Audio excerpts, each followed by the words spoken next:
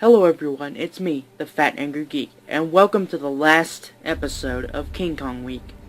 And today we're going to be looking at the 2005 remake by Peter Jackson, one of the greatest special effects director of all time. He was well known for his Lord of the Rings series and his the Chronicles of Narnia, I think. I think he did the effects for Chronicles of Narnia.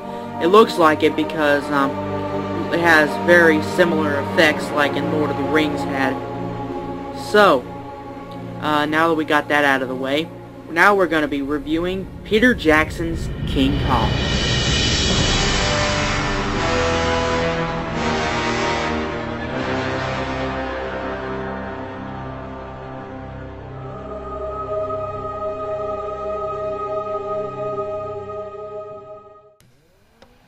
Alright guys, we're in the home stretch now because we got the last review.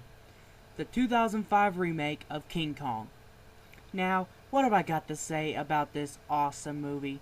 Well, there is parts that sort of freak me out, so...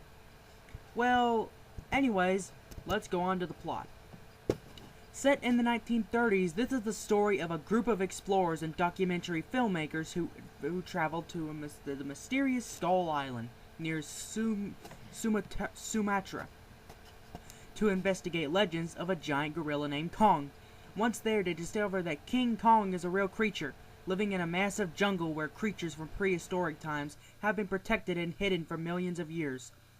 As the explorers search for the great ape, their guest puts them up against both Kong and his dinosaur enemies. Ultimately, it is the attention of a beautiful human woman that soothes Kong long enough for him to be subdued by the explorers and shipped back to New York, where his bleak future involves being on display in front of humans. How long can even the mightiest shackles of man hold an ape 25 feet tall? Well, it's basically like the plot from the original movie. It is based on it's based on around 1930s because during the movie you see like cars from the 30s and stuff, and that's a real nice touch to the film. Now, what about the characters? Anne does well in the film. I've just saw the movie recently just to see the whole film, because the whole film, well, Peter Jackson, besides Steven Spielberg, have been known for their long movies. This movie is a massive 3 hours, and I think 3 hours and 8 minutes. So yeah, I happened to sit through 2 hours and 50-something minutes watching this movie, and yeah, very, very nice. Now, one thing that really keeps me from putting it to the top of the list is Peter Jackson has some twisted thing with bugs. Because that part when they're in the pit, it just makes me, it's nasty. And especially with that part when Anne has those little centipede things crawling on her.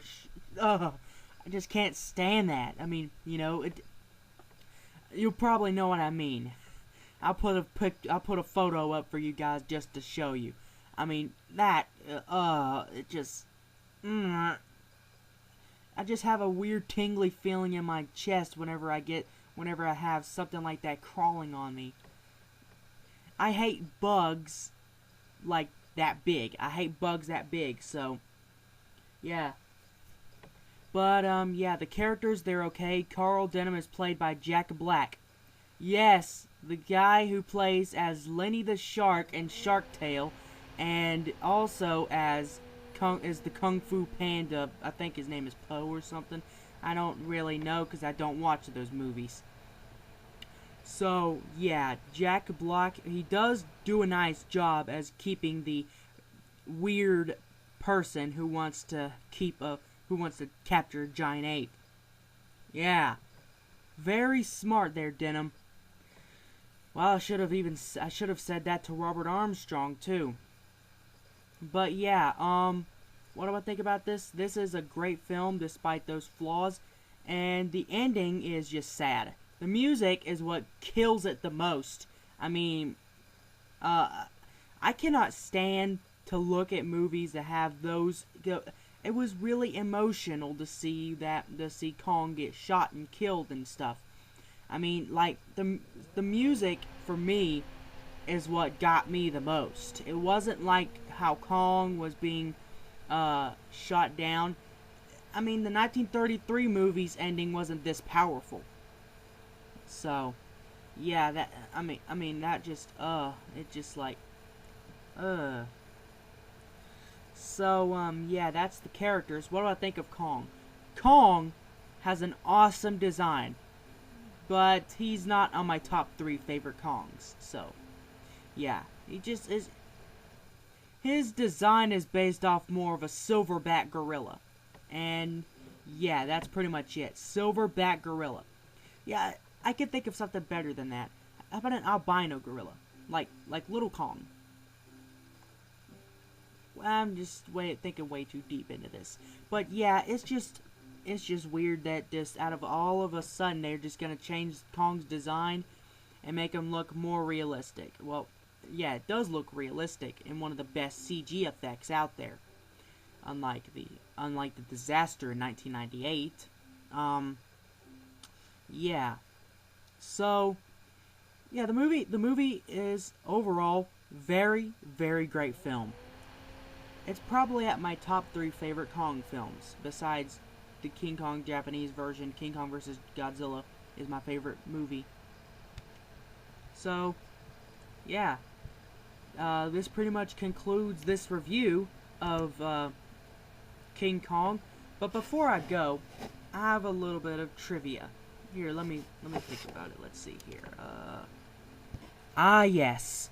This movie was so great in the theaters that the video game franchises for the Xbox and Xbox 360, for the PC and the PlayStation 2, I think, they made a movie adaptation for those games systems.